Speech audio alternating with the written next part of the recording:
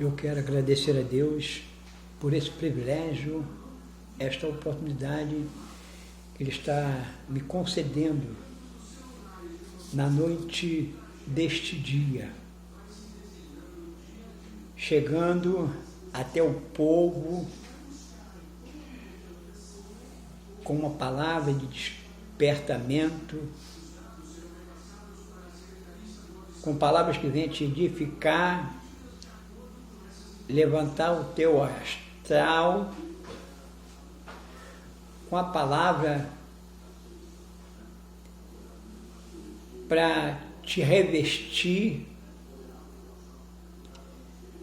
para enfrentar os dias mal, que são esses dias de crise, de pânico, de medo, de terror que o povo está vivendo quase que em todos os países. O nosso Brasil também está vivendo esse momento de crise social, crise econômica, por causa desse vírus, ou por causa dessa coronavírus, que é uma doença maligna, maléfica, que a gente não vê com os olhos da carne, mas com os olhos da fé. Ele tem causado dor, medo, terror, depressão ao povo. O povo não está mais indo para a igreja, para os trabalhos espirituais. O povo não estão indo para as suas igrejas, mas eu quero deixar uma passagem para te despertar, para você ler, para você estudar, para você orar, conversar, interceder, orar por esse espírito de enfermidade maligna e maléfico.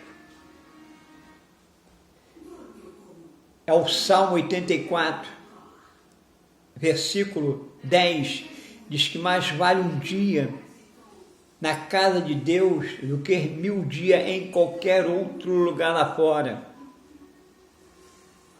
Quem garante a tua vitória é o Senhor.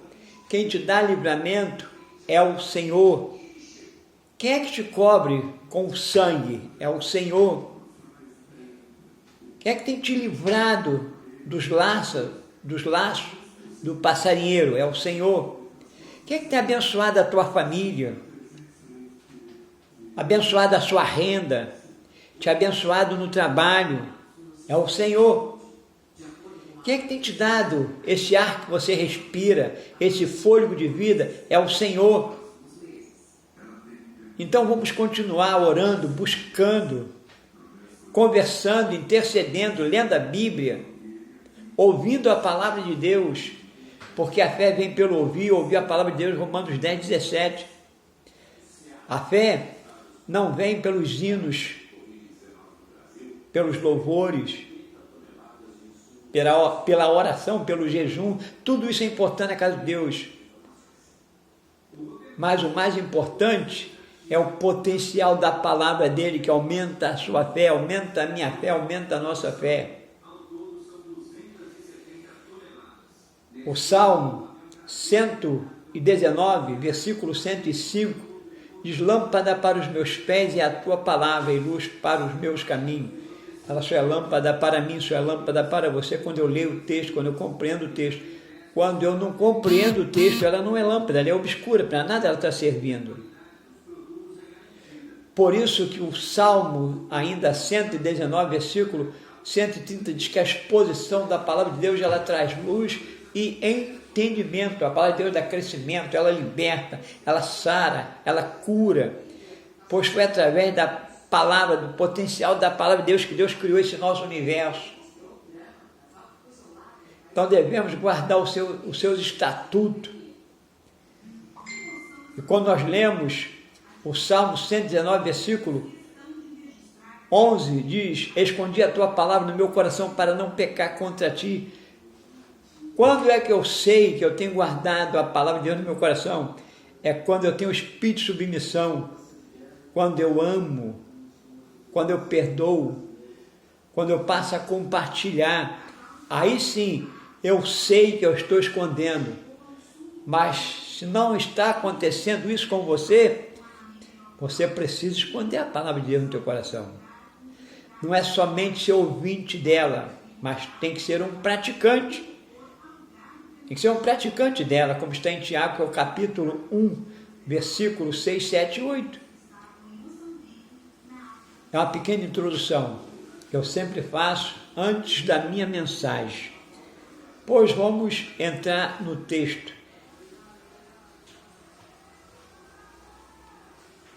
Em Efésios, que é o capítulo 4, versículo 27, diz assim: olha, não deis lugar ao diabo. Novamente, não deis lugar ao diabo.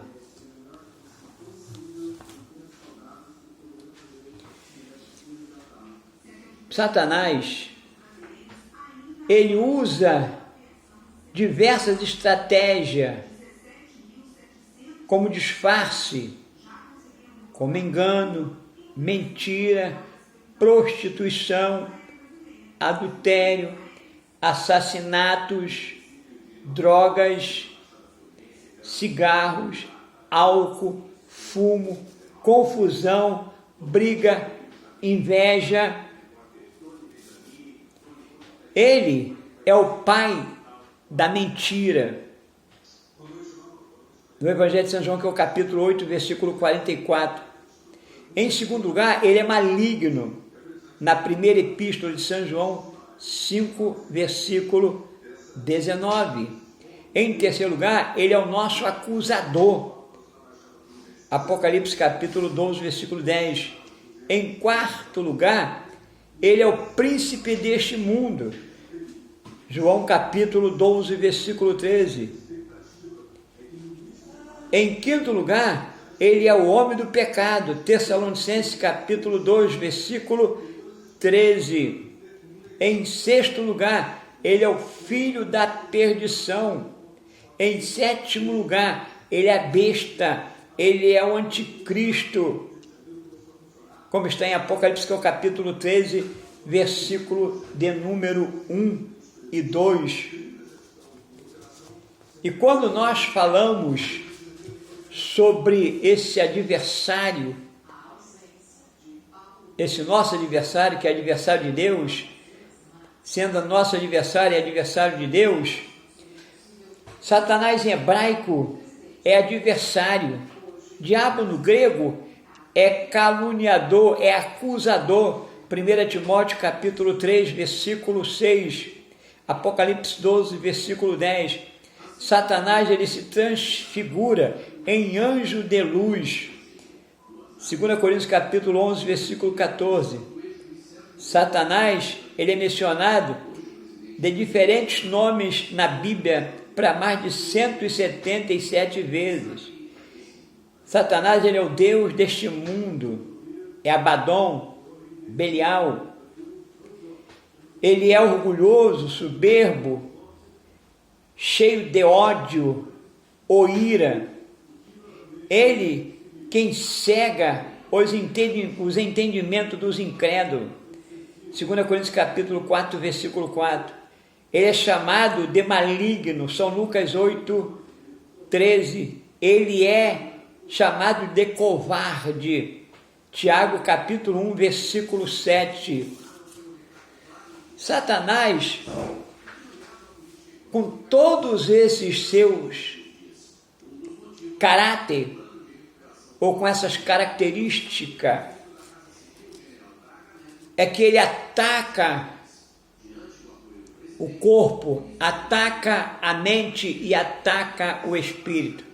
Então, o tema dessa mensagem é Satanás, ele ataca o corpo, primeiro. Segundo, Satanás, ele ataca a mente. Em terceiro lugar, Satanás, ele ataca o espírito. Então, vamos lá. Em primeiro lugar, ele ataca o corpo. Quando nós lemos em São Lucas, que é o capítulo 13, versículo de 10 a 16, ele atacou o corpo daquela mulher que andava encurvada. A mente dela estava sadio, o espírito dela estava sadio, porém o seu corpo estava doente. Em segundo lugar, Satanás, ele ataca a mente. Marcos, capítulo 5, versículo de 1 a 5, como o caso daquele gadareno. O corpo dele estava sadio, o espírito dele estava sadio, porém a mente dele estava possessa. Em terceiro lugar, Satanás, ele ataca o espírito, como está em 1 Samuel, que é o capítulo 16, versículo de 10 a 16. O corpo do rei Saul, primeiro rei de Israel, estava sadio, a mente estava sadio, porém o espírito dele estava possesso, porque Satanás havia atacado o espírito do rei Saul. E quais são as armas que nós temos contra o diabo? Pois eu vou te dar as armas para você lutar contra o diabo. Eu vou te dar essas armas. E a primeira arma para lutar contra o diabo é o nome do Senhor, que é um nome que é sobre todos os nomes. Marcos 16, versículo 17 ao 18. Ele deu esse poder aos discípulos, ele deu poder aos seus servos. A segunda arma contra o diabo que o Senhor tem nos dado é o sangue do Senhor. Apocalipse capítulo 12, versículo 11. É o sangue dele que nos purifica de todo o nosso pecado. Aquele sangue vertido na cruz do Calvário, para que os teus pecados, os meus pecados, os nossos pecados, fossem apagados. A palavra pecado no original é errar no alvo, errar a direção, deixar de fazer o que é certo, fazer o que é errado. O pecado de transgressão, como está no Salmo 32, verso 1, o salmista diz assim: perdoa as minhas transgressões, que no original é ultrapassar uma norma estabelecida por Deus e além dos seus desígnios, deixar de fazer a sua vontade para fazer a vontade da carne, a vontade do capiroto, a vontade do maligno, a vontade do diabo. Por isso que a leitura em Efésios, que é o capítulo 4, versículo 27, diz assim: não dei lugar ao diabo, não dei lugar ao diabo. A terceira arma que ele nos deu é a palavra dele, é a palavra do Senhor, como está em Marcos, que é o capítulo 4, versículo de 4 a 10. Jesus no deserto, ele venceu o diabo com a sua palavra. A palavra sara, ela cura, ela edifica. Por isso que quando nós lemos em Apocalipse, que é o capítulo 1, versículo 3, diz: bem-aventurados são os que lêem e os que ouvem a palavra desta profecia e guardam as coisas que nelas estão escritas. Como disse o salmista no Salmo 119, Versículo 11: escondi a tua palavra no meu coração para não pecar contra ti. Esconder a palavra de Deus significa espírito de submissão, de obediência, significa amar, significa perdoar, significa compartilhar. E se isto não está acontecendo contigo, tu precisa guardar a palavra de Deus no teu coração para não pecar. Em quarto lugar, ou a quarta arma contra o diabo, é a oração. A oração com fé. Marcos capítulo 9, versículo 29. A oração, ela é mais poderosa do que a bomba atômica, do que a bomba neutrão. Ela é mais poderosa do que o câncer. Ela é mais poderosa do que todas as enfermidades. Ela é mais poderosa do que a doença coronavírus. Muita oração, muito poder. Nenhuma oração, nenhum poder. A oração, ela abre a porta dos segredos de Deus. Ela abre a porta dos mistérios de Deus. Ela abre a porta do conhecimento de Deus. Por isso que Tiago capítulo 1, versículo 5, 6 e 7 diz que quem não tem sabedoria, peça a Deus, porque Ele é riquíssimo em dar sabedoria a quem não tem. Então devemos de orar com fé, porque Deus, Ele ouve todas as orações. Ele ouve a oração do bêbado, do drogado, do viciado, do não crente, do crente. Mas atender, Ele só atende a oração do justo. Atender, Ele só atende a oração do justo. Provérbio capítulo 15, versículo 29. E nós temos os demônios, que são os mensageiros de Satanás.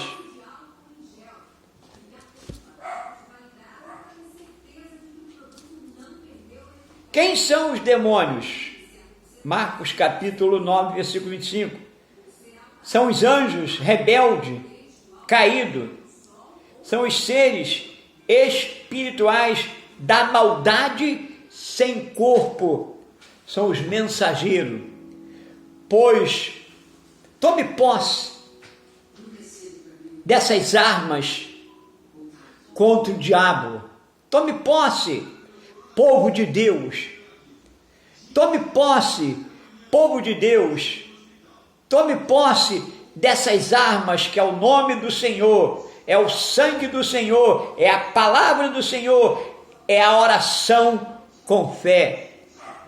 Eu não estou me referindo a uma fé comum, a uma fé histórica, a uma fé miraculosa, a uma fé temporal, a uma fé para milagres e prodígio, mas uma fé salvadora.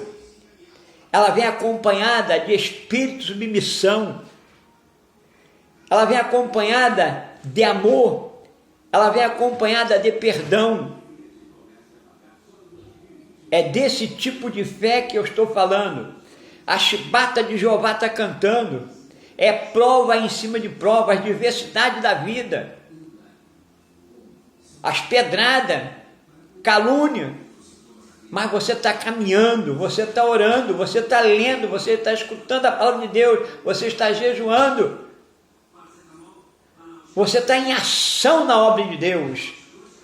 Que o Senhor te abençoe, que o Senhor abençoe a este povo, a este Brasil. Que o Senhor continue nos abençoando, nos dando força, sabedoria, que possamos tomar posse dessas armas e enfrentar, porque a nossa luta não é contra a carne nem contra o sangue, mas é contra a potestade satânica no santuário de Deus, que tenta parar a igreja, tenta parar o povo, tenta dividir o povo. Que o Senhor nos abençoe e nos guarde e nos cubra com o seu poderoso sangue. Amém.